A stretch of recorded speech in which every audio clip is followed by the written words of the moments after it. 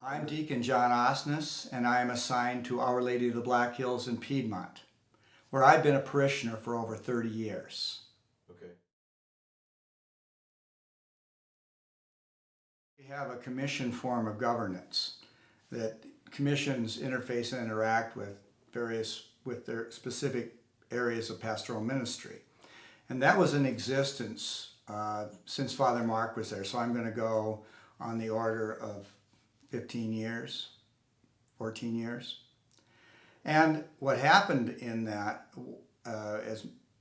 was that you did tend to erect silos. You know, this is my area, and you didn't interface and interact with the other areas of pastoral ministry. So with the plan, it gave us a long-term vision, not just annual goals, which is what we were working with previously. We still have annual goals, but now they're guided by the vision statement and by the priorities that are within the pastoral plan. So everybody contributes to them, and therefore you can interact and work with the other ministries on a shared long-term vision and on the priorities of the parish at this point in time. Yeah, we have 5 commissions. Worship, discipleship, which is faith formation, evangelization, social justice, and administration.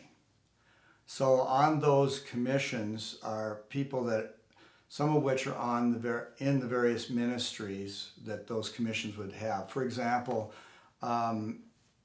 administration incorporates your buildings and grounds. It incorporates your office staff. It incorporates your finance, among others. So they're representatives from those committees, or from those ministries, I should say, serving on that. But also there's external members that are not really part of the administration of the parish on a day-to-day or week-to-week basis.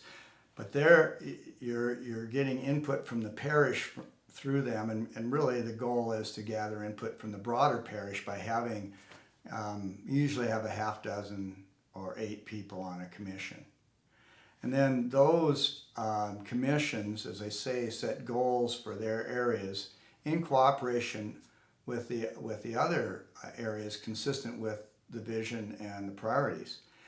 Each commission has a representative on the pastoral council, so that feeds up to what we're maybe used to. In a smaller parish, it would be the ministries probably with representatives on the pastoral council directly. But here we use a representative, but then on the pastoral council you also have you have, again, external at-large folks that again bring a different perspective and hopefully bring a broader perspective than probably the commissions who are really focused in their pastoral area.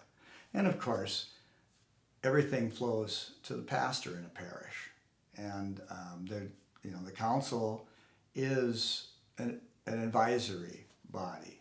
He makes the final decisions. And even in our organizational chart, there's clearly another aspect, and that is at the top of our organizational chart is our diocesan bishop and the Lord himself.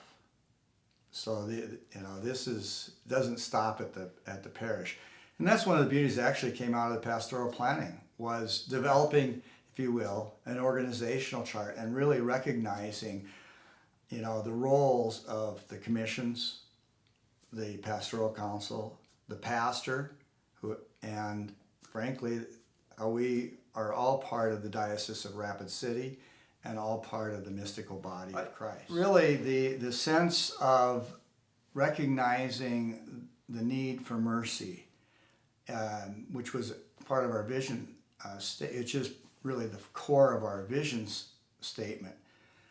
That recognition has moved people from really, hopefully it's moved from gossip and judgment, and I believe that is the case, to really recognizing that we all are working together on the mission of Jesus Christ, and we all stumble sometimes, but nonetheless, we need to extend a hand, and a welcoming hand, especially to those people that aren't there every week, that are there on a regular basis, but now to, again, going from greeting to hospitable.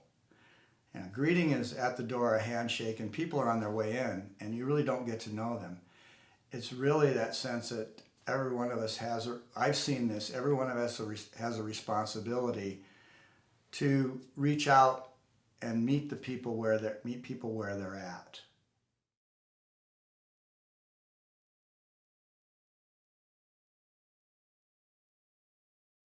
2016, we released the pastoral plan. I believe it was in 2017 when Father Steve was moved to the cathedral and we got a new pastor. And the advantage of the plan was that we could just keep moving forward with that, albeit now guided by a new pastor. And he certainly had the capability or the authority to embrace it or not, but he's certainly embraced it. Because you also, part of it is you do have a lot of people moving in the same direction that way. And you go, not just go with the flow, but the flow is defined by the pastoral plan.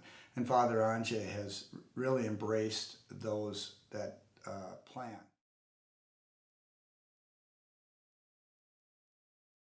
The diocesan pastoral plan was released a year after us. And so trying to integrate these two plans, fortunately, evangelization, stewardship, and social justice were really integrated in the reconcile, make disciples, live the mission. They were at the heart already of that, but really to fit, particularly that first element of reconcile, was a challenge because we already had priorities that were not necessarily addressing that side of it.